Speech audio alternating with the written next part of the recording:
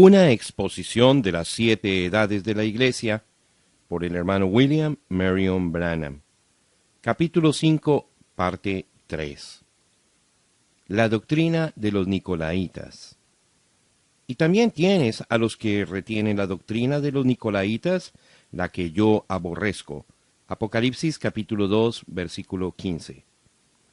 Usted recordará que en la edad de Éfeso expliqué que la palabra Nicolaita viene de 2 vocablos griegos, Nikao, que quiere decir conquistar, y Lao, que quiere decir el laico. Nicolaita quiere decir conquistar el laico. Ahora, ¿por qué es esto algo tan terrible? Es terrible porque Dios nunca ha puesto a su iglesia en las manos de una jefatura elegida que se conduce con mentalidad política. Más bien ha puesto a su iglesia bajo el cuidado de hombres que son ordenados por Dios, llenos del Espíritu, que viven por la palabra y quienes guían al pueblo por medio de la alimentación de la palabra. Él no ha dividido al pueblo en clases para que las multitudes fueran guiadas por un sacerdocio santo. Es verdad que la dirección tiene que ser santa, pero así también tiene que ser la congregación entera. Además, no hay nada en la palabra que respalde a sacerdotes o ministros como mediadores entre Dios y el pueblo, ni tampoco hay nada que respalde que estén separados en su adoración al Señor. Dios quiere que todos le amen y le adoren juntos, pero el Nicolaita destruye estos preceptos y, a la vez, separa a los ministros del pueblo y hace mayordomos de los líderes en vez de siervos. Ahora, esta doctrina empezó sencillamente como un hecho en la primera edad. Parece que el problema está en 2 palabras: ancianos, presbíteros, y sobrestante, obispo. Aunque las escrituras muestran que hay varios ancianos en cada iglesia, algunos, entre ellos Ignacio, empezaron a enseñar la idea de que un obispo era uno de preeminencia o autoridad y control sobre los ancianos. Ahora, la verdad del asunto es que la palabra anciano significa quién es la persona, mientras que la palabra obispo significa el oficio del mismo hombre. El anciano es el hombre, obispo es el oficio del hombre. Anciano siempre se ha referido y siempre se referirá simplemente a la edad cronológica que un hombre tiene en el Señor. Él es un anciano no porque sea ordenado o elegido, sino porque es de mayor edad. Él es más maduro, enseñado, no es un neófito, es digno de confianza por razón de su experiencia y la prueba fija de su experiencia cristiana. Pero los obispos no se quedaron con las epístolas de Pablo, sino más bien regresaron al registro en la ocasión cuando Pablo llamó a los ancianos de Éfeso a Mileto en Hechos 20. En el versículo 17 son llamados ancianos, pero en el versículo 28 son llamados obispos.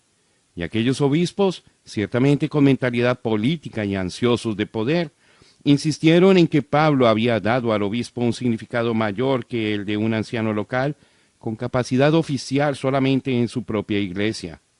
Para ellos, un obispo era alguien con autoridad extendida sobre muchos líderes locales.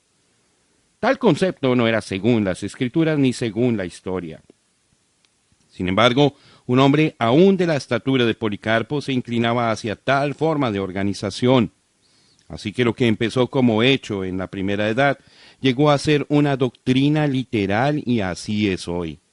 Obispos todavía dicen que tienen poder para controlar a los hombres y hacer con ellos como desean, colocándolos en el ministerio donde les parece mejor. Esto niega la dirección del Espíritu Santo, quien dijo: sepáreme a Pablo y a Bernabé para la obra a la cual los he llamado. Esto entonces es antipalabra y anticristo.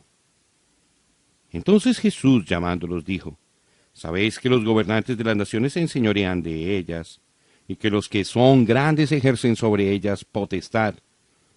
Mas entre vosotros no será así, sino que el que quiera hacerse grande entre vosotros será vuestro servidor, y el que quiera ser el primero entre vosotros será vuestro siervo.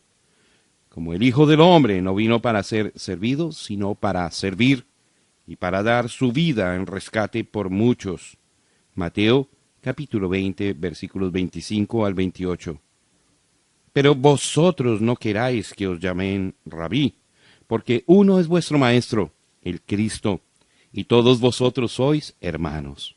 Y no llaméis Padre vuestro a nadie en la tierra, porque uno es vuestro Padre, el que está en los cielos. Mateo capítulo 23, versículos 8 y 9. Para aclarar esto aún más, permítame explicar el nicolaíta de esta manera. Recuerde usted que la Biblia dice: vi una de sus cabezas como herida de muerte, pero su herida mortal fue sanada, y se maravilló toda la tierra en pos de la bestia. Apocalipsis capítulo 13, versículo 3. Sabemos que la cabeza herida fue el pagano imperio romano, aquel gran poder político mundial. Esta cabeza se levantó de nuevo como el imperio católico romano espiritual. Ahora, fíjese cuidadosamente. ¿Qué hizo la Roma política pagana, lo cual fue la base de su éxito? Ella dividió y conquistó. Esa era la simiente de Roma: dividir y conquistar. Sus dientes de hierro desgarraron y devoraron. Cualquiera que ella desgarrara y devorara, aquel ya no podía levantarse, como cuando destruyó a Cartago y la sembró con sal. La misma simiente de hierro permaneció en ella cuando se levantó como la iglesia falsa, y su teoría ha permanecido igual: dividir y conquistar. Eso es el nicolaíta, y Dios lo aborrece. Ahora, es un hecho bien conocido en la historia que cuando este error entró en la iglesia, los hombres empezaron a competir para el oficio de obispo, resultando en el otorgamiento de esta posición a los más educados, los más favorecidos económicamente y los más aventurados en la política. El conocimiento y el programa humano empezaron a reemplazar la sabiduría divina, y el Espíritu Santo ya no controlaba. Esto era en verdad un mal trágico, porque los obispos empezaron a decir que ya no se exigía un carácter transparente para ministrar la palabra o los ritos de la iglesia, porque los elementos y las ceremonias eran lo que más importaban. Esto permitió que hombres malvados, engañadores, desgarraran el rebaño. Con la doctrina humana de la elevación de obispos a un lugar no concedido por las Escrituras, el siguiente paso fue el otorgamiento de títulos clasificados que culminó en la edificación de una jerarquía religiosa. Y dentro de poco tiempo aparecieron arzobispos sobre los obispos y cardenales sobre arzobispos, y al llegar el tiempo de Bonifacio III, había un papa sobre todos, un pontífice. Ya con la doctrina nicolaíta y la mezcla de cristianismo con babilonismo, los resultados tenían que ser lo que vio Ezequiel. Entré, pues, y miré, y aquí toda forma de reptiles y bestias abominables, y todos los ídolos de la casa de Israel que estaban pintados en la pared por todo alrededor. Ezequiel capítulo 8, versículo 10. Y clamó con voz potente diciendo: ha caído la gran Babilonia, y se ha hecho habitación de demonios, y guarida de todo espíritu inmundo, y albergue de toda ave inmunda y aborrecible. Porque todas las naciones han bebido del vino del furor de su fornicación. Apocalipsis capítulo 18, verso 2 y 3a. Esta doctrina nicolaíta, esta regla que fue establecida en la iglesia, fue censurada por mucha gente que podía leer la rara epístola o artículo escrito por alguna persona piadosa acerca de la palabra. ¿Qué hizo entonces la iglesia?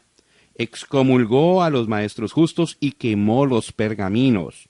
Dijeron: se necesita una educación especial para leer y entender la palabra. Pues aún dijo Pedro que muchas cosas que escribió Pablo eran difíciles de entender. Habiéndoles quitado la palabra, pronto llegaron a donde solamente oían lo que el sacerdote tenía que decir, y hacían lo que él les indicaba.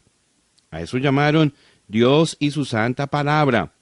Estos se apoderaron de las mentes y de los corazones de la gente y los hicieron esclavos de un sacerdocio déspota. Ahora, si usted quiere la prueba de que la Iglesia Católica demanda las vidas y las mentes de los hombres, escuche el edicto de Teodosio X. El primer edicto de Teodosio X Este edicto fue despachado inmediatamente después de haber sido bautizado por la primera iglesia de Roma. Es la voluntad de nosotros, los tres emperadores, que nuestros súbditos adhieran firmemente a la religión que fue enseñada por San Pedro a los romanos, la cual ha sido fielmente preservada por la tradición y la cual también es ahora profesada por el pontífice Damasus de Roma y Pedro, obispo de Alejandría, un hombre de santidad apostólica, según la institución de los apóstoles y la doctrina de los evangelios. Creamos todos en una deidad de Padre, Hijo y Espíritu Santo, de igual majestad en la Santa Trinidad. Ordenamos que los seguidores de esta fe sean llamados cristianos, católicos, y señalamos a todos los seguidores insensatos de las demás religiones con el nombre de infamante de herejes, y prohibimos que sus conventículos asuman el nombre de iglesia. Además de la condenación de juicio divino, ellos deben estar en espera del grave castigo que nuestra autoridad, guiada por la sabiduría celestial, vea conveniente aplicar. Las 15 leyes penales que este emperador despachó en el mismo número de años restaron de los evangélicos todos los derechos de ejercer su religión, los excluyó de todo oficio civil y los amenazaron con multas, decomisos, destierros y en algunos casos la muerte. ¿Sabe usted que nos encontramos rumbo a lo mismo hoy día? La Iglesia Católica Romana se llama a sí misma la Iglesia Madre. Se dice ser la iglesia primera u original, y eso es absolutamente la verdad. Ella fue la primera y original iglesia de Roma, que cayó y entró en el pecado. Fue la primera que se organizó, y en ella fueron hallados los hechos y luego la doctrina del Nicolaíta. Nadie negará que ella sea una madre. Es una madre y ha producido hijas. Ahora, una hija viene de una mujer.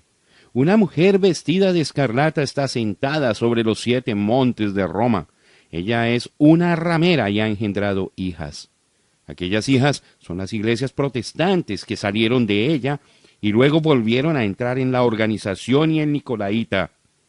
Esta madre de las hijas iglesias es llamada una ramera, una mujer que no ha sido fiel a sus votos matrimoniales.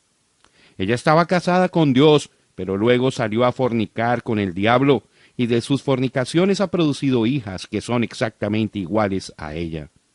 Esta combinación de madre e hija es antipalabra, antiespíritu, y por lo tanto anticristo. Ciertamente, anticristo. Ahora, antes de que me adelante mucho, quiero decir que estos primeros obispos pensaban que eran superiores a la palabra.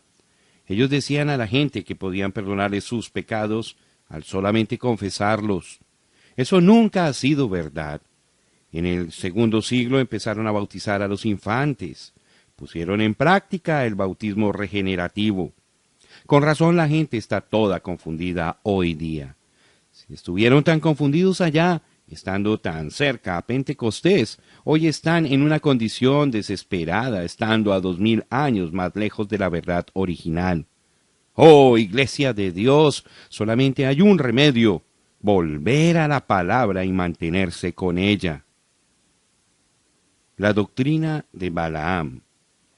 ¿Qué tienes ahí a los que retienen la doctrina de Balaam, que enseñaba a Balac a poner tropiezo ante los hijos de Israel, a comer de cosas sacrificadas a los ídolos y a cometer fornicación? Apocalipsis capítulo 2, versículo 14. Ahora, es imposible tener la tendencia de Nicolaíta en la iglesia y no tener también esta otra doctrina. Vea esto. Al restar la palabra de Dios y el movimiento del Espíritu como los medios de adoración, los que me adoran es necesario que me adoren en espíritu y en verdad. Entonces se le tendrá que dar al pueblo otra forma de adoración como sustituto, y sustitución significa balaamismo. Si esperamos entender lo que es la doctrina de Balaam en la iglesia en el Nuevo Testamento, nos conviene regresar y ver lo que era en la iglesia en el Antiguo Testamento y aplicar eso a aquella tercera edad y luego traerla al presente.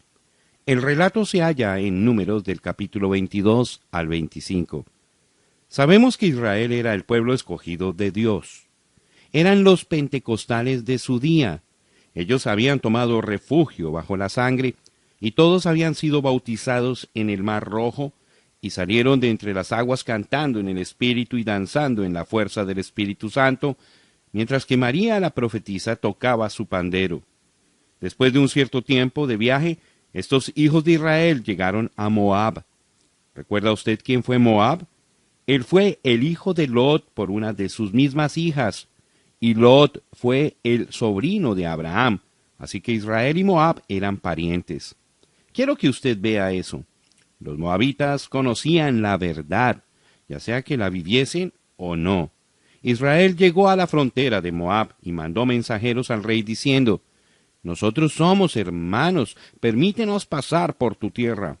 Si nuestra gente o nuestros animales comen o beben algo, con gusto te lo pagaremos». Pero el rey Balac se perturbó mucho.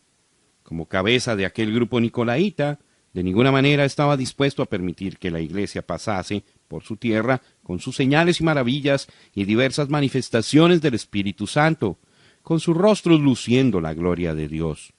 Era demasiado peligroso, siendo que había la posibilidad de que perdiese a algunos de sus miembros. Así que Balac prohibió el paso a Israel. Pero a la verdad fue tan grande su temor de ese pueblo que fue y buscó a un profeta asalariado que se llamaba Balaam, y le rogó que intercediera por él ante Dios, y que le suplicara al Todopoderoso que maldijera a Israel y lo dejara sin poder. Y Balaam, ansioso de tomar parte en asuntos políticos y así ser un hombre grande, estaba dispuesto y feliz en hacerlo. Pero viendo que tenía que allegarse ante Dios para recibir el permiso para poder impartir la maldición al pueblo, porque no lo podía hacer de sí mismo, entonces fue a preguntarle a Dios si podía obtener su permiso para dicha tarea. Ahora, ¿no es esa la misma actitud de los nicolaitas que tenemos hoy día, los cuales maldicen a todos los que no les siguen por su mismo camino? Cuando Balaam le pidió permiso a Dios para ir, Dios se lo prohibió. Eso le dolió, pero Balac persistió, prometiéndole aún mayores recompensas y honores. Entonces Balaam volvió a hablar con Dios. Ahora, una sola respuesta de Dios debiera haber sido suficiente, pero no fue así para el obstinado Balaam. Cuando Dios vio su perversidad, le dijo que se levantara y que fuera. Prontamente ensilló el asno y se fue. Él debiera haberse dado cuenta de que esto solamente era la voluntad permisiva de Dios y que no le iba a ser posible maldecir a esa gente, aunque fuera 20 veces y tratara 20 veces.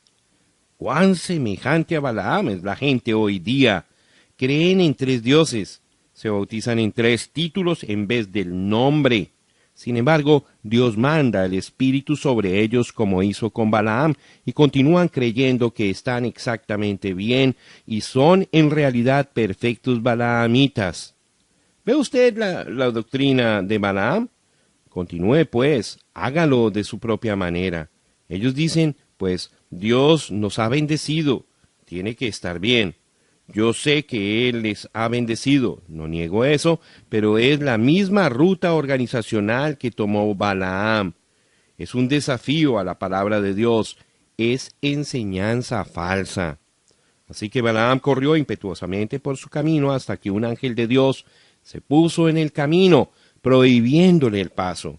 Pero aquel profeta, obispo, cardenal, encargado presidente o sobrestante, estaba tan cegado a las cosas espirituales por la idea de honor, gloria y dinero, que no pudo ver el ángel parado en el camino con la espada desenvainada para cerrarle el paso al profeta enfurecido. El asno lo vio y trató de evadirlo por un lado y por el otro, hasta que por fin le quebró el pie a Balaam, aplastándolo contra una pared de piedra. El asno se detuvo y no siguió más adelante. No podía. Balaam saltó del animal y empezó a azotarlo. Entonces sucedió que el asno empezó a hablar a Balaam. Dios permitió que aquel asno hablara en una lengua. Aquel asno no era híbrido, él era simiente original.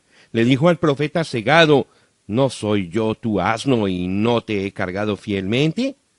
Balaam respondió, sí, sí, tú eres mi asno y me has cargado fielmente hasta ahora. Y si no puedo hacer que te muevas, te voy a matar. ¿O qué es esto? ¿Hablando con un asno? Eso es raro. Pensé que oía al asno hablar y yo le estaba respondiendo. Dios siempre ha hablado en una lengua. Él habló en la ocasión de la fiesta de Belsasar y luego en Pentecostés. Lo está haciendo de nuevo hoy. Es una amonestación de juicio que viene pronto. Entonces Balaam vio el ángel, y éste le dijo que si no hubiera sido por el asno, él ya hubiera muerto por haber tentado a Dios. Pero cuando Balaam prometió volver a casa, le fue dicho que siguiera, pero con la admonición de decir solamente lo que Dios le diera. Balaam fue y edificó 7 altares para el sacrificio de los animales limpios. Él mató a un carnero, significando la venida del Mesías. Él sabía qué hacer para llegar ante Dios. La mecánica la tenía perfectamente bien, pero no la dinámica, igual como hoy. ¿No lo pueden ver ustedes, nicolaitas? Allá en el valle estaba Israel ofreciendo los mismos sacrificios, haciendo las mismas cosas, pero solo uno tenía las señales que seguían. Solamente uno tenía a Dios en su medio. Ceremonia formal no le conduciría a ninguna parte, y no puede tomar el lugar de la manifestación del Espíritu. Eso es lo que sucedió en Nicea. Ellos persuadieron a la gente a recibir la doctrina de Balaam en vez de la doctrina de Dios. Y allí tropezaron y cayeron. Llegaron a ser hombres muertos. Después de que se hizo el sacrificio, Balaam estaba listo para profetizar, pero Dios le enredó la lengua y no podía maldecirlos, más bien los bendijo. Balac estaba muy enojado, pero Balaam no podía hacer nada con respecto a la profecía. Había sido dicha por el Espíritu Santo, así que Balac le dijo a Balaam que descendiera al valle y que viera sus imperfecciones para ver si había alguna posibilidad para maldecirlos. La táctica que usó Balac es la misma táctica que usan hoy día. Las denominaciones grandes miran a los grupos pequeños y cualquier cosita que hayan entre ellos para producir un escándalo. Lo sacan y lo gritan. Si los modernistas viven en el pecado, nadie dice nada, pero permita que uno de los escogidos se meta en un problemita y todos los periódicos en la nación lo publican. Sí, Israel tuvo sus imperfecciones, carnalidades. Tenían su lado que no era digno de alabanza, pero a pesar de sus imperfecciones, por el propósito de Dios, quien obra por medio de la elección, por gracia y no por obras, ellos tenían la nube de día y la columna de fuego de noche, tenían a la piedra herida, la serpiente ardiente y las señales y las maravillas. Ellos estaban vindicados, no en sí mismos, sino en Dios. Dios no tuvo respeto para con aquellos nicolaitas con sus grados de educación de PhD, LLD, DD y todas sus finísimas organizaciones y lo mejor que el hombre podía producir. Pero sí tuvo respeto para con Israel porque ellos tenían la palabra vindicada en su medio. Es muy cierto que Israel no estaba en sus mejores condiciones, recién habiendo salido de Egipto en huida precipitada, pero de todas maneras era un pueblo bendecido. Todo lo que habían conocido por más de 300 años eran cuidar el ganado, labrar los campos y ser esclavos bajo temor de la muerte de los egipcios. Pero ahora estaban libres. Era un pueblo bendecido por medio de la soberanía de Dios. Cierto, Moab despreciaba a Israel. Todas las demás naciones la despreciaban también. La organización siempre desprecia a los que no son organizados. Y si no logran organizarlos por medio la determinación, entonces los destruyen por no haberse sujetado. Ahora, alguien me podrá preguntar, hermano Branham, ¿por qué piensa usted que Moab estaba organizado e Israel no? ¿De dónde saca tal idea? De esta misma Biblia. Aquí todo está tipificado. Todo lo que está escrito en el Antiguo Testamento en forma de relato está escrito para nuestra admonición, para que de ello podamos aprender. Y aquí está en Números. Porque de la cumbre de las peñas lo veré, y desde los collados lo miraré. He aquí un pueblo que habitará confiado, y no será contado entre las naciones. Números, capítulo 23, verso 9. Allí está, Dios mirando desde la cumbre de las peñas, no allá en algún valle buscando sus puntos malos para condenarlos. Dios mirándolos como quería verlos, de la altura de amor y misericordia. Ellos moraban solos y no estaban organizados. Ellos no tenían rey, tenían más bien a un profeta, y el profeta tenía a Dios en él por el Espíritu, y la palabra vino al profeta y la palabra salió para el pueblo. Ellos no pertenecían a las Naciones Unidas, no pertenecían al Concilio Mundial de Iglesias, a los bautistas, presbiterianos, Asambleas de Dios o cualquier otro grupo. No tenían necesidad de pertenecer a ningún grupo. Ellos estaban unidos a Dios. No tenían necesidad del consejo de los concilios. Tenían el así dice el Señor. ¡Aleluya!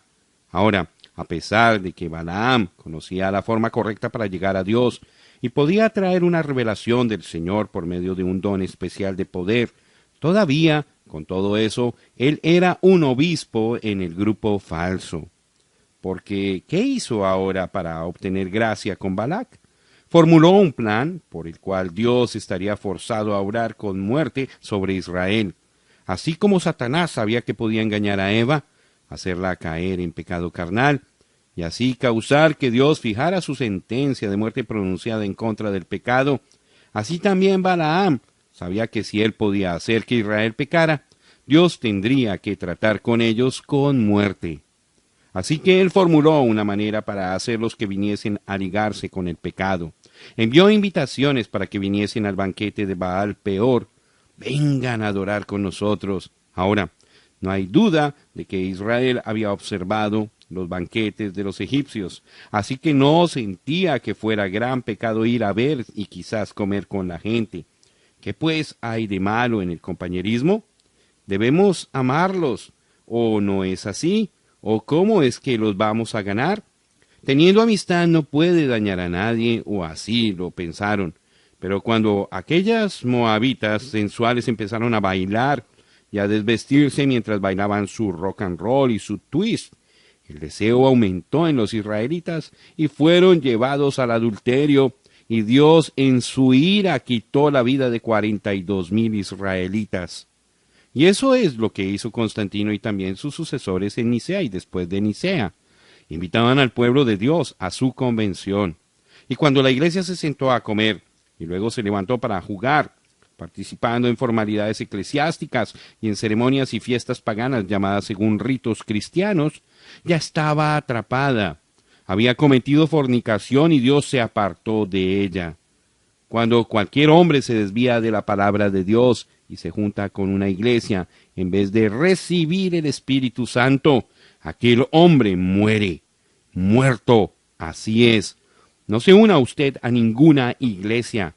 No se meta en ninguna organización ni se deje llevar por credos y tradiciones, ni por cualquier cosa que tome el lugar de la palabra y el Espíritu. De otra manera, usted estará muerto, estará terminado.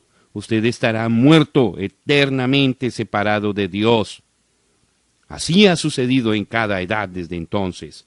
Dios libra al pueblo. Ellos salen por medio de la sangre, son santificados por la palabra, caminan a través de las aguas del bautismo y son llenados del Espíritu. Pero después de un tiempo, el primer amor se enfría un poco, y a alguien se le ocurre que se deben organizar para preservarse y para hacerse un nombre, y se organizan de nuevo en la segunda generación y a veces aún antes. Ya no tienen al Espíritu de Dios, sino solamente una forma de adoración. Están muertos, se han mezclado con credos y ceremonias, y en ellos no hay vida. Así que Balaam causó que Israel cometiera fornicación. ¿Sabe usted que fornicación física es el mismo espíritu que está en la religión organizada? Yo dije que el espíritu de fornicación es el espíritu de la organización. Y todos los fornicarios tendrán su parte en el lago de fuego. Eso es lo que Dios piensa de la organización. Sí, Señor, la ramera y sus hijas estarán en el lago de fuego. Denominaciones no son de Dios. Nunca han sido y nunca serán. Es un espíritu errado el que separa al pueblo de Dios en clases de jerarquía y laicos. Por lo tanto, es un espíritu errado el que separa al pueblo del pueblo. Eso es lo que hacen las organizaciones y denominaciones. Al organizarse, se separan de la palabra de Dios y se sujetan al adulterio espiritual. Ahora, note que Constantino preparó fiestas especiales para la gente. Eran fiestas paganas antiguas con nombres nuevos tomados de la iglesia, o en algunos casos eran ritos cristianos que fueron abusados con ceremonias paganas. Él tomó la adoración del dios Sol y lo cambió al Hijo de Dios. En vez de celebrarlo el día 21 de diciembre, que era cuando antes celebraban la fiesta del dios Sol, lo adelantaron al 25 de diciembre y lo llamaron el cumpleaños del Hijo de Dios. Pero nosotros sabemos que el Señor nació en abril, cuando la vida empieza, no en diciembre. Y tomaron la fiesta de Astarte y la llamaron la celebración de la Pascua, en la cual el cristiano debe celebrar la muerte y resurrección del Señor. En verdad era una fiesta pagana a Astarte.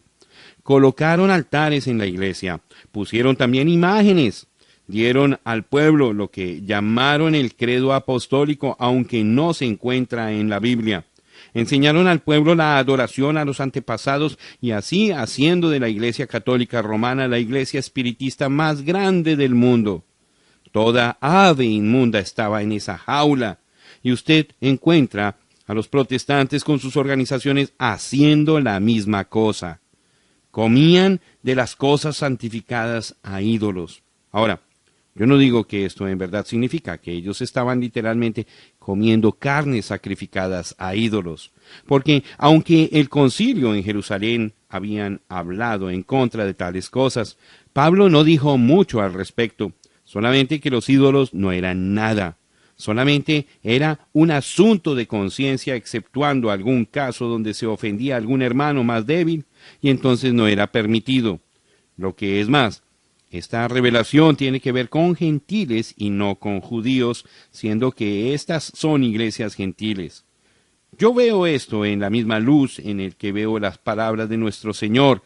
Si no coméis mi carne y bebéis mi sangre, no tenéis vida. No sólo de pan vivirá el hombre, sino de toda palabra que sale de la boca de Dios. Usted entiende que comer en realidad es participar en un sentido espiritual.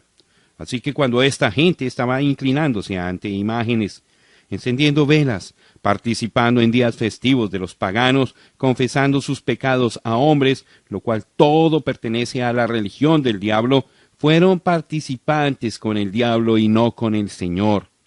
Estaban en la idolatría, ya sea que lo admitieran o no. Pueden hablar todo lo que quieran y decir que los altares y el incienso no son solamente para recordar las oraciones del Señor, o lo que ellos crean que signifique, y pueden decir que cuando oran ante la imagen es solamente para mayor énfasis, y que cuando se confiesan al sacerdote en verdad lo están haciendo a Dios en sus corazones, y cuando dicen que el sacerdote los perdona, sencillamente lo está haciendo en el nombre del Señor. Pueden decir lo que quieran, pero están participando en la bien conocida religión satánica, babilónica, y se han unido a ídolos y han cometido fornicación espiritual, lo cual significa muerte. Están muertos. Entonces la iglesia y el Estado se casaron. La iglesia se unió con ídolos, con la fuerza del Estado respaldándolos. Ellos sintieron que ahora el reino había venido y la voluntad de Dios había sido ejecutada en la tierra. Con razón la Iglesia Católica Romana no está esperando la venida del Señor Jesús. No son de los que creen en el milenio. Ya tienen su milenio aquí mismo. El Papa está reinando ahora mismo y Dios está reinando en él. Así que cuando Él venga, según ellos, tiene que ser cuando la tierra nueva y los cielos nuevos sean preparados. Pero están equivocados. Aquel Papa es la cabeza de la iglesia falsa. Y en verdad va a haber un milenio, pero mientras eso está sucediendo, Él no participará de ello. Él estará en alguna otra parte. La amonestación. Por tanto, arrepiéntete, pues si no, vendré a ti pronto y pelearé contra ellos con la espada de mi boca. Apocalipsis capítulo 2, versículo 16. ¿Qué más puede decir? ¿Puede Dios pasar por alto el pecado de aquellos que han tomado su nombre en vano? Hay una sola manera para recibir gracia en la hora de pecado: arrepentirse, confiese que está equivocado, venga a Dios para obtener el perdón y el Espíritu de Dios. Este es un mandamiento de Dios. Para desobedecer es muerte, porque Él dice: pelearé contra ellos con la espada de mi boca. La bestia hizo guerra contra los santos, pero Dios hará guerra contra la bestia. Aquellos quienes combatieron la palabra, algún día hallarán la palabra combatiendo en contra de ellos. Es una cosa grave quitarle o agregarle a la palabra de Dios. Y aquellos que la alteraron e hicieron con la palabra como quisieron, ¿cuál será su fin sino muerte y destrucción?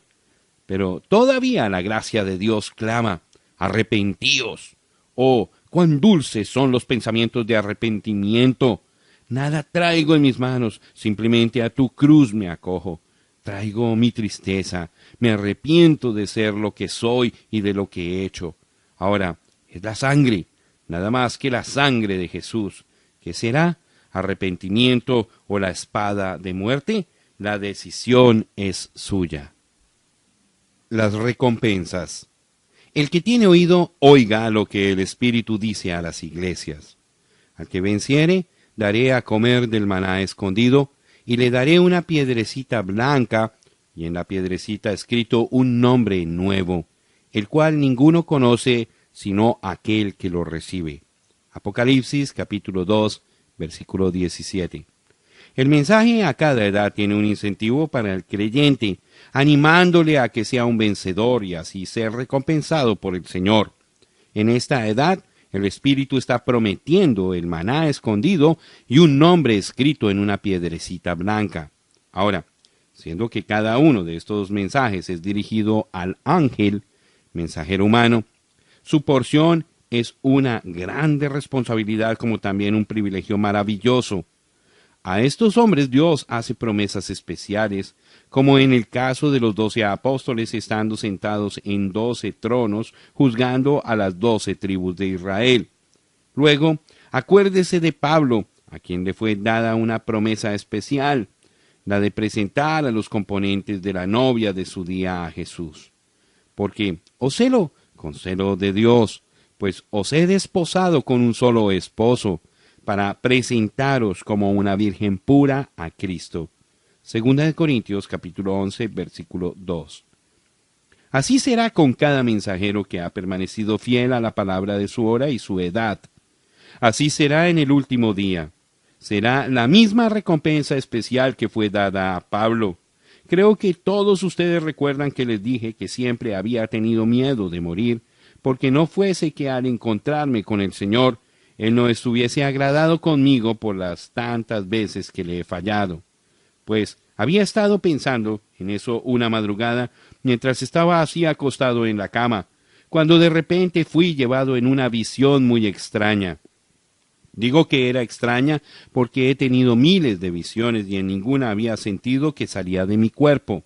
Pero fui transportado y miré para atrás para ver a mi esposa y vi mi cuerpo allí a su lado.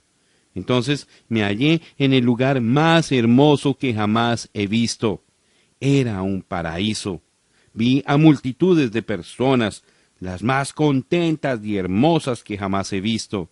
Todos parecían ser tan jóvenes, de 18 a 21 años de edad. Entre ellos no había ninguno con canas, arrugas ni deformaciones. Todas las jóvenes tenían su cabello hasta la cintura, y los jóvenes eran tan varoniles y fuertes. Oh, cómo me dieron la bienvenida. Me abrazaron y me dijeron: precioso hermano, y me decían repetidamente que estaban contentos en verme. Mientras trataba de razonar quiénes eran estas personas, uno que estaba a mi lado me dijo: son tu pueblo. Estuve tan sorprendido. Pregunté: ¿son todos estos Branham? Él dijo: no, ellos son tus convertidos. Entonces él señaló a una dama en particular y dijo: ¿ves esa joven que estabas admirando hace unos momentos? Ella tenía 90 años cuando la guiaste al Señor. Dije, ay, y pensar que esto era lo que yo temía. El hombre dijo, aquí estamos reposando mientras esperamos la venida del Señor. Respondí, quiero verle a Él. Él dijo, todavía no lo puedes ver, pero Él viene muy pronto. Y cuando venga, vendrá a ti primero y tú serás juzgado según el evangelio que has predicado, y nosotros seremos tus súbditos. Dije, ¿usted me quiere decir que yo soy responsable por todos estos? Él dijo, todos, tú naciste un líder.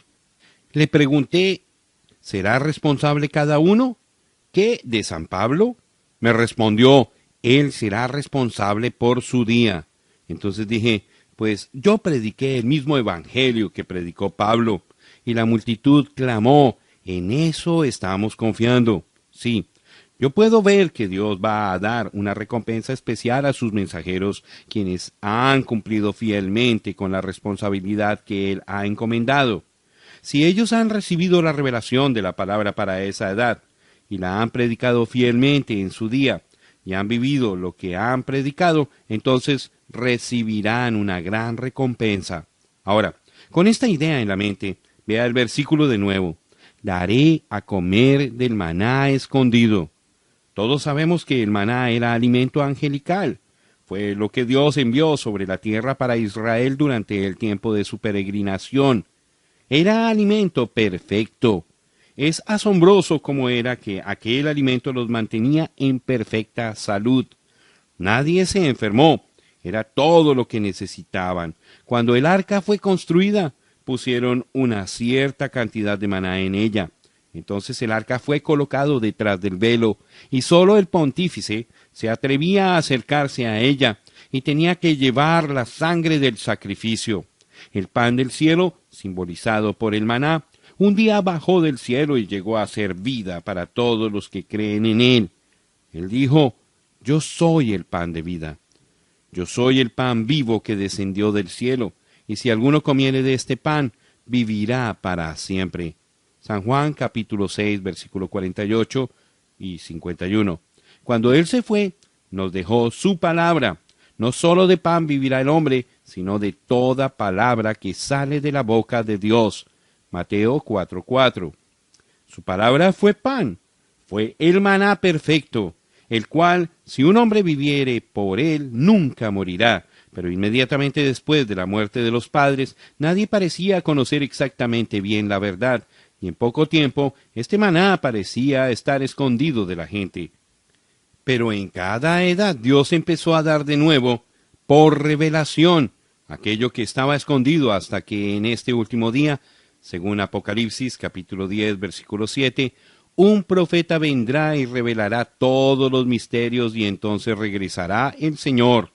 Ahora, yo digo que en cada edad los mensajeros recibieron verdad escondido, pero no la recibieron solamente para ellos mismos.